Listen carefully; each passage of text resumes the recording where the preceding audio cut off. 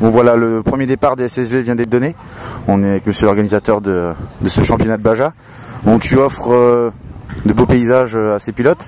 Ça doit être très dur de trouver des domaines comme celui-ci et à organiser.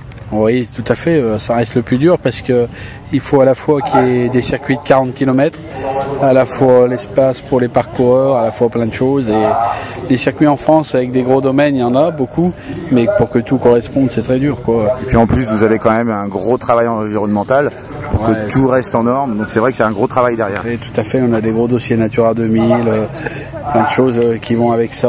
Et puis aujourd'hui, bien sûr, hein, ces choses, il faut les respecter, c'est normal. Et on va aussi en avant là-dessus. Et puis plus le circuit est long et plus on a besoin de bénévoles. Donc je pense que les appels aux bénévoles sont importants. Oui, tout à fait. Aujourd'hui, bon, localement, on arrive à trouver des bonnes équipes, mais c'est de plus en plus dur. Donc le circuit est long, il faut beaucoup de monde. Dans tout, mais bon, on y arrive. Ça va. Une course en 2012, 3 courses en 2011, 3 courses en 2012.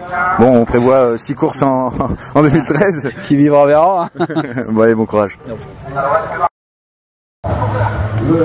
Bon, on prend du temps, un petit peu de temps entre chaque tour des SSV et puis on rencontre Thierry Chevreau. Après multiples victoires en enduro, tu te consacres à tracer les terrains pour les Baja. Assez difficile? Eh bien, c'est une tâche que j'affectionne parce que évidemment, j'essaye de mettre toute ma connaissance de la compétition dans ces traçages de circuits qui ont évidemment la particularité d'être des grandes boucles. Donc la première Baja se faisait sur un circuit à Château-Lastour de 40 km, ce qui est énorme.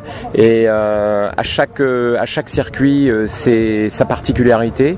Ici, on est sur le circuit le plus petit dans 500 hectares. On a tracé un circuit de 22 km, mais par contre le temps de roulage est identique aux autres épreuves, et ce parce que nous utilisons beaucoup une forêt, et ce circuit, je l'affectionne également, il est très ressemblant au parcours américain des GNCC, où ils utilisent beaucoup de passages forestiers avec des souches, des troncs, etc.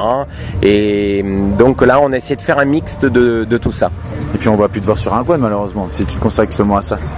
Ah, écoute, j'ai eu un sévère accident à l'Enduro d'Irati l'été dernier. Évidemment, j'analyse tout ça. On va dire que je fais un vrai break pour l'année, et j'ai plaisir à organiser, et c'est vrai que peut-être que 2-3 fois ça me déplairait pas quand même de remonter sur un véhicule pour vraiment des moments de bonheur. Bon, on sera là pour voir ça. C'est gentil.